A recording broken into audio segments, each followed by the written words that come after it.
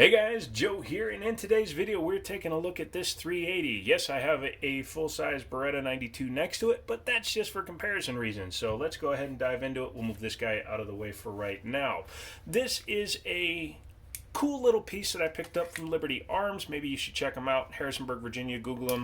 Contact them. Say, hey, look, I was talking or watching Joe's video, and he was talking about the cool stuff you get. So can you get stuff like this for me? Usually they can hook you up. But this is a Taurus PT58. It is a direct clone of the Beretta 380 ACP, which the model escapes me real quick while I'm filming this, so someone put it in the comments. I know you will.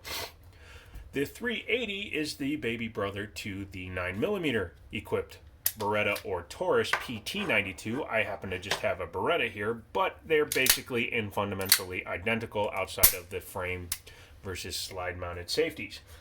I just wanted to show you how much they look alike. Very much similar. Yes.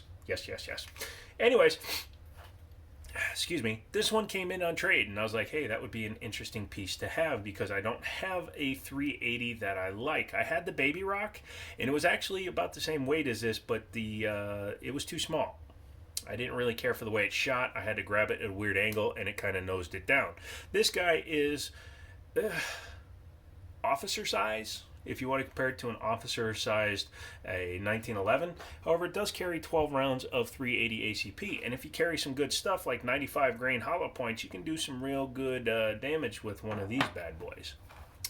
The Taurus version differs mainly in just the frame-mounted safety. There are a couple little itty-bitty things that are different, emblems and whatnot, but in general, the Taurus and the Beretta are the same. The main reason for that, and everybody says, oh, it's just a clone, it's just a clone, it's just a clone.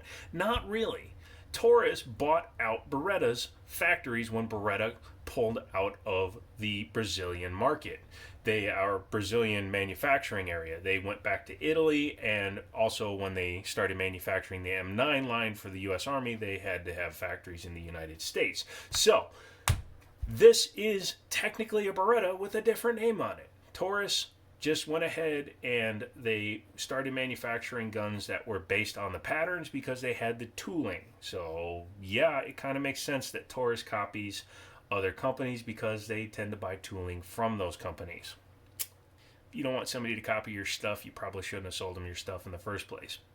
Obviously, Beretta doesn't really care because in the market, this, if it was a Taurus PT92, would cost about half as much as what this actually cost, and this is a Surplus S that you'll be seeing a video on very, very soon. Become a member and you can get a week's early access to that video.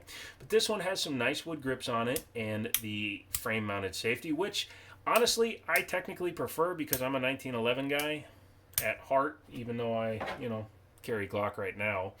I actually like the frame-mounted safety just because it gives me a place to put my dang thumb. However, it always causes me to ride the slide lock slide release on these guns, but I'll live with that. Still has plenty of material for me to get a good grip on. Palm is firmly on the grip, and my thumb can rest right here on the takedown lever. Double action to single action. Start it in double action to show you how that trigger pull looks, and it is pretty standard as in a revolver length because you're cocking a hammer, you're doing all the work internally. Once you've done that, obviously if the gun was loaded, it will then transition to single action mode, which is much shorter. As you can see, the trigger, I keep calling this a hammer. The trigger is way farther back and much lighter. In fact, watch this next pull. Much lighter. And this isn't even the Beretta trigger. The Beretta trigger is even nicer. But this one is perfectly fine, and if you're like me and you carry cocked and locked, you can go ahead and have a nice first pull. One difference between this and a couple of the other versions is this one does not have a decocker. However, it does keep you from cocking the hammer, but you cannot decock the hammer. You have to do the old drop it with your hand or two-handed manipulation, which may be safer for some people, and that's perfectly fine in your choice as well. However, I prefer cocked and locked. Externally, has all the same features as a Beretta does: rear slide serrations, external extractors, all that good stuff. Horrible sights, which is very common. Rear is dovetailed in, but the front is part of the front cover. Obviously, it's an open port, open top gun, just like the Beretta that it's based on or its bigger brother. Steel slide, looks to be an alloy frame, metal mags. Traditional button release, very, very difficult for me to get to because my hand is weak, but once you put it, yeah, see, I have to change my grip to get it because it's a chunkster. You guys will have to tell me down in the comments if you have the same problem, or you could always two-hand it like I do sometimes with some of my guns. Let's go ahead and take it apart. And once we do, I'm going to show you a couple of differences between this one and the 9mm version. I'm going to use the Beretta for a reference, but the 9mm Taurus is exactly the same, so it's not going to be any different. First thing you do is check it, make sure there's nothing in it, and then you do the Jet Li famous takedown. Now, what they don't show you in the movie is that there's this button here. So, this button needs to be depressed while pulling down on the tab. Once you do that, it is as easy as the movie makes it, but that has to be in the pushed position so that that can come down. Recoil spring is non-captive, as you just saw. That does happen, and your barrel will come right out. So it's just 4 major components, 5 if you count the recoil rod as a separate piece. Hang on one second for me while I retrieve this guide rod. Thank you for your patience. But as you can see, it's a pretty simple gun, which is one of the reasons why it's so popular and easy to maintain. Really quick, I'll pop the top off this, and I want to show you the difference in the barrels. So as I said, the only thing I'm showing this time is the barrel for the 9mm versus the 380. The 380 is functionally different from the 9mm in that it doesn't have this delay with the dropping block like the 9mm does. In fact, the barrel does not tilt at all in the 380. As you can see, it does have these rails here on the barrel itself, which sync up with the rails here in the frame. And once you have them lined up correctly, which the slide actually helps assist with, you will see it's almost like a fixed barrel with a guide rod that goes in here.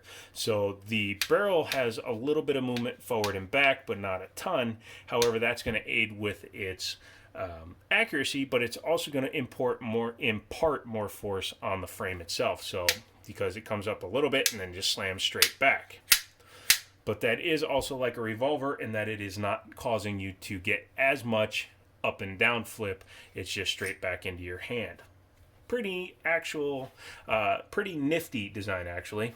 Inside the slide here, it's a little filthy. I haven't cleaned this gun since I shot it. That's a lie. I've actually cleaned it since I shot it. I just didn't re-oil it very well. I'm pretty sure I wiped it out. Don't quote me on that. What can you do?